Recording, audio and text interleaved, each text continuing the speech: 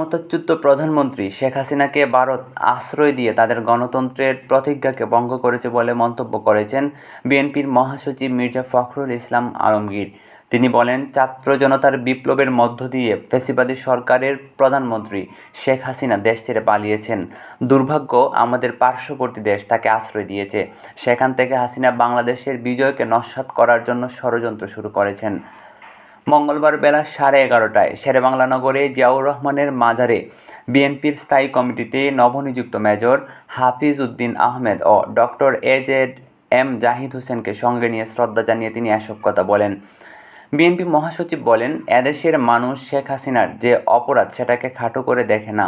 গত 15 বছরের দুঃশাসন দেশের স্বাধীনতাকে দুর্বল করে দিয়েছে। জাতিকে 18 লাখ কোটি টাকা ঋণে আবদ্ধ করে গেছে। পাচার হয়েছে প্রায় $100 বিলিয়ন। ভারতের কাছে অনুরোধ করব, আপনারা আইনের প্রতি শ্রদ্ধাশীল হয়ে অপরাধীকে বাংলাদেশ সরকারের কাছে তুলে দিন। নির্বাচন নিয়ে মির্জা ফখরুল বলেন, এই সরকার ছাত্র জনতার গণ অভ্যুত্থানের একটি সরকার। তাদের প্রধান কাজ হচ্ছে নির্বাচনের মাধ্যমে একটি গণতান্ত্রিক সরকারের কাছে ক্ষমতা হস্তান্তর করা। বিগত আওয়ামী সরকার যে জঞ্জাল সৃষ্টি করে গেছে সেটাকে পরিষ্কার করতে একটু সময় লাগবে।